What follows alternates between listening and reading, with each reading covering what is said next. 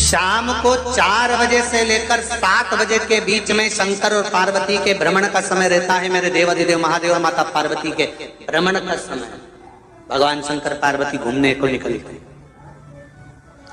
इसलिए हमारा सनातन धर्म कहता है शाम के समय पर माताओं को झाड़ू नहीं लगाना चाहिए, शाम के समय पर माताओं को चूड़ी बिछिया नहीं बदलना चाहिए, शाम के समय पर माताओं को मांग में सिंदूरा नहीं भरना चाहिए, शाम के समय पर माताओं को बाल नहीं बांधना चाहिए, शाम के समय पर माताओं को चौखट पर नहीं बैठना चाहिए। उसका कारण क्या है? क्योंकि पार्वती जी ने भगवान भोलेनाथ जी से कहा था कि तुम मुझे रोज शाम के समय प्रदोष काल में भ्रमण के लिए लेकर जाते हो, मेरे लिए आज्ञा क्या है? शंकर भगवान ने कहा सुनो पार्वती, मंदिर के अंदर नंदी रहता है, जाने वाला यात्री जब मंदिर में मेरा दर्शन करने आता है तो नंदी के कानों में कहकर जाता है कि शिव जी को मेरे यहाँ लेकर आना। मैं नंदी के अनुसार उनके घर जाता हूँ, मेरा काम है उनका कल्याण करना और तेरा काम है उनके घर की नारी को अखंड सौभाग्यवती का वर प्रदान करना, ये तेरा काम। तब पार्वती माता ने कहा अखंड सौभाग्यवती होने का वर मैं तो दे दूंगी, पर उस समय पर माताएं चूड़ी बदल रही होगी, हाथ से चूड़ी निकाल रही होगी तो मैं वर कैसे दे सकती हूँ? मांग भर रही होगी तो मैं वर कैसे दे सकती हूँ? उस समय पर चूड़ी बिछिया बदला जा रहा होगा तो मैं वर कैसे दे सकती हूँ? उस समय पर झाड़ू लग रही होगी तो मैं लक्ष्मी को वहां कैसे भेज सकती हूँ? आप बताओ। तो शंकर भगवान ने कहा प्रदोष का समय एक ऐसा समय होता है, शाम का समय ऐसा होता है जिस समय पर केवल शंकर और पार्वती की आराधना का समय होता है।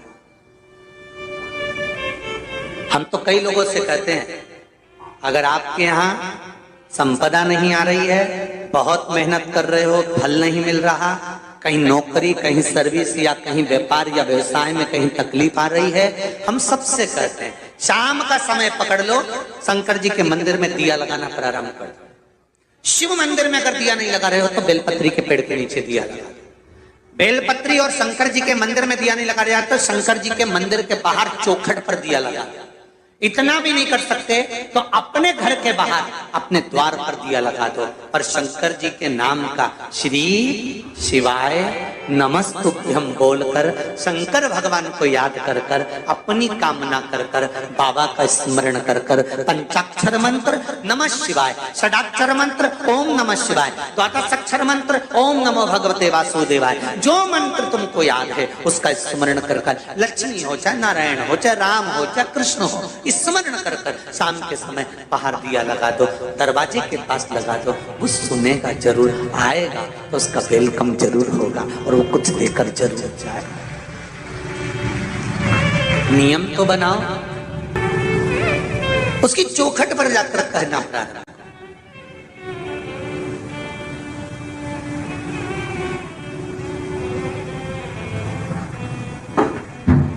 बृहस्पति महाराज ने कहा कि शाम का समय जो प्रदोष का समय होता है उस समय पर इंद्रदेव तुम शंकर जी की आराधना करो।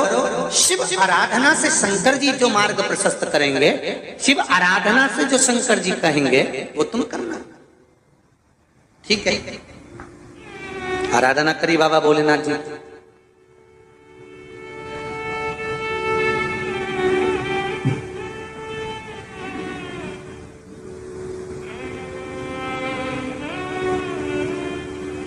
मालूम नहीं था इंद्रदेव को। बृहस्पति महाराज ने प्रदोष की महत्वता समझाई तो प्रदोष का समय जानकर शंकर जी पर 7 बेलपत्र प्रदोष के दिन इंद्र ने समर्पित कर दी बिना सोचे। कितनी बेलपत्र? 7।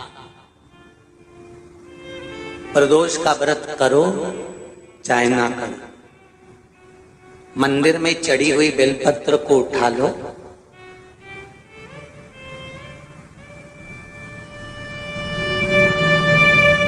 बेलपत्र का ब्रह्म कमल बना लो,